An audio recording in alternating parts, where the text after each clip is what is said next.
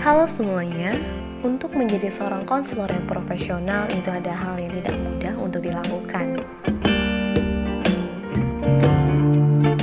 Seorang konselor profesional juga harus memahami tentang seluk-beluk dunia bimbingan dan konseling yang akan memudahkan keberhasilannya dalam proses konseling.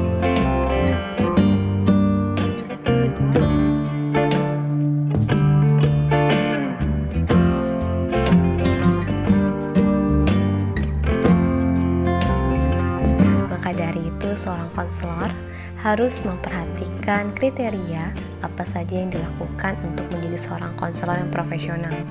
Yang pertama, memiliki penguasaan pengetahuan. Yang kedua, penguasaan emosional. Ketiga, memahami tentang kepribadian seorang klien. Keempat, dapat dipercaya. Dan kelima, memiliki psikologis yang baik. Itulah tadi kriteria mengenai konselor yang profesional.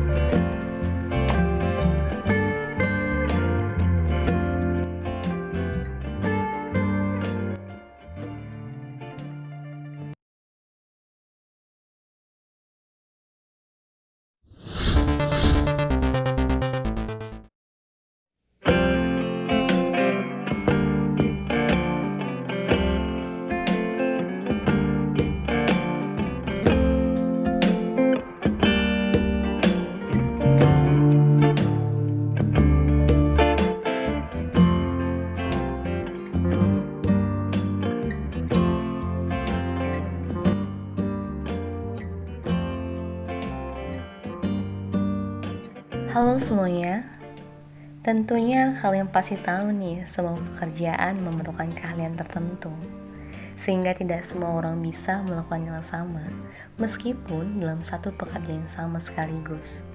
Begitu juga di dalam dunia bimbingan dan konseling, tidak semua orang bisa menjadi seorang konselor. Banyak yang telah menjadi seorang konselor, tetapi tidak semuanya bisa profesional. Pertanyaannya, bagaimanakah kriteria konselor yang profesional?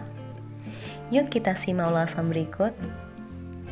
Seorang konselor adalah seseorang yang dapat memberikan layanan bimbingan dan konseling kepada kliennya melalui interaksi langsung maupun tidak langsung, supaya dapat menyelesaikan permasalahan yang dihadapi dan dapat mengembangkan potensi yang dimilikinya.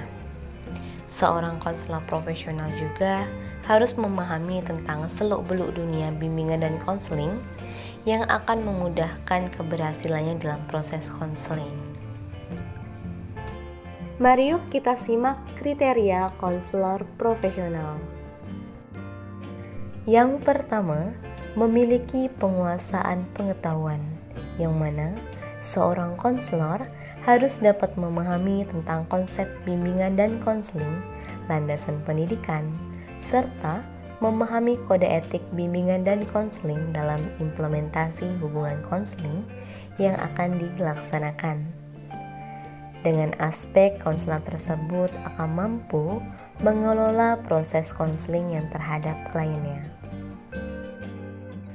Kedua, penguasaan emosional, yang mana seorang konselor harus dapat menguasai emosi di dalam dirinya serta merefleksikan kepada kliennya dengan memahami emosional kliennya.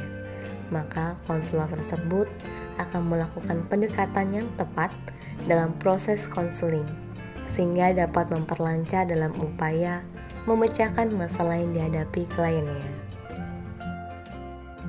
Ketiga, memahami tentang kepribadian, yang mana seorang konselor harus dapat memahami tentang penguasaan kepribadian yang dimilikinya sendiri. Dengan memahami dirinya sendiri, konselor tersebut akan memiliki pandangan yang tepat terhadap kliennya melalui penguasaan dirinya, sehingga konselor tersebut akan mengetahui apa yang dirasakan kliennya. Dengan kata lain, dia akan terampil dalam memahami kepribadian orang lain. Keempat, dapat dipercaya, yakni seorang konselor profesional harus dapat dipercaya oleh semua pihak yang membutuhkan.